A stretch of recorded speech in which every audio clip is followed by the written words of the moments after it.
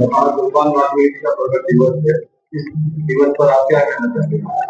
आज भगवान वाल्मीकि प्रकट दिवस के उपलक्ष्य में समस्त देशवासियों से, समस्त मानव समाज से, जाति विशेष नहीं, मानव जाति, मानव समाज के प्रेरणा के जो स्रोत हैं भगवान वाल्मीकि जी हैं। भगवान वाल्मीकि जी ने ही मानव जीवन की श्रृंगार की कल्पना की थी, जिसके आवाज हम लेके सनातन कहते हैं या राम राज्य कहते हैं। बगैर भगवान वाल्मीकि जी के सब अधूरा है। भगवान वाल्मीकि जी हैं तो राम राज्य पूरा है, और नहीं तो फिर अधूरा है। इसलिए मैं सब देशवासियों को कहता हूँ, भगवान वाल्मीकि जी को मानो।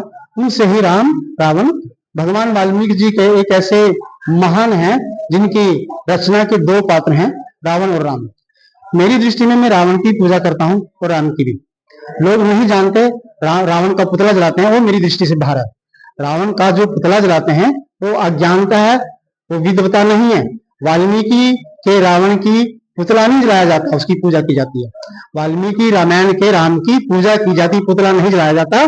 समस्त देशवासियों से निवेदन है तो रावण का पुतला दहन करना बंद करें, क्योंकि रावण जैसा महान व्यक्ति कोई नहीं है। रावण जैसा महान व्यक्ति कोई नहीं है। राम रावण से महान है, लेकिन अगर रावण नहीं तो राम महान नहीं है। वाल्मीकि जी से राम रावण दोनों हैं, क्योंकि राम और रावण दोनों की हमारे पूजा की जाती। वाल्मीकि जी का ही ग्रंथ है। रामायण के जब रामलीला के पुतले जलाने लगे हैं, ये 1854 के बाद की बात है। 1800 से पहले रामायण हमारे भारत में कोई लीला नहीं खेलता था। 1854 से बाद शुरू हुई है। और एक चीज थोप दी है ना, क्योंकि हम बच्चों को शिक्षा देंगे कि रावण का पुतला, तो रावण को ये घृणा दृष्टि से देखेंगे हमारी समाज, फिर सनातनी अधूरा है। अगर रावण को इतना गिरी दृष्टि में दिखाएंगे तो सनातनी अधूरा है। इसका मतलब ग्रंथ नहीं पढ़ते। ग्रंथों में स्पष्ट लिखा है, विष्णु के द्वारपाल हैं, द्वारपाल का अवतारा रावण।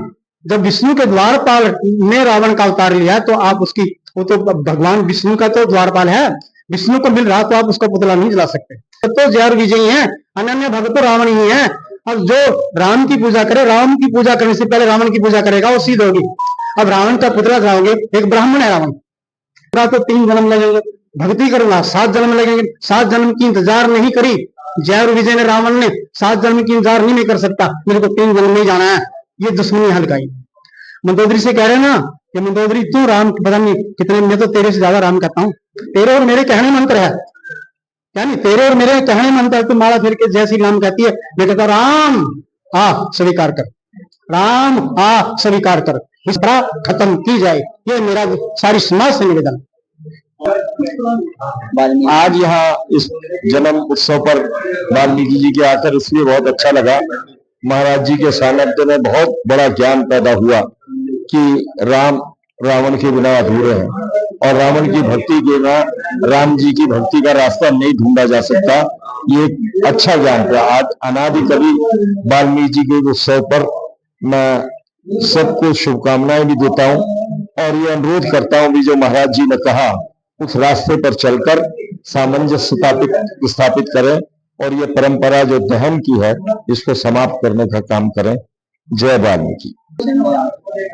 आदि कवि रामायण रचयिता महर्षि भगवान वाल्मीकि जी की जयंती के अवसर पर समस्त देशवासियों को, समस्त प्रदेशवासियों को, समस्त शहरवासियों को वाल्मीकि जयंती की हार्दिक शुभकामनाएं। जैसा भी महाराज जी ने कहा, निश्चित रूप से हमारे ग्रंथों में उसका उल्लेख है, और जैसा महाराज जी ने भी समाज से निवेदन किया, मैं भी निवेदन करूंगा कि उसी रास्ते पर चल के सामंजस्य स्थापित करें। जो ये वैमनस्यता जो फैलाई जा रही है उसको समाप्त हो, और जो आने वाली पीढ़ी है उसको क्या नाम है, वास्तविकता से अनभिज्ञ ना रहे, वास्तविकता से परिचय हो। और जो हमारे जो भी समाज के जिम्मेदार लोग हैं उनको क्या नाम है, इस और भी ध्यान आकर्षित समाज का करना चाहिए, जिससे समाज इस रास्ते पे आगे बढ़ सके। धन्यवाद।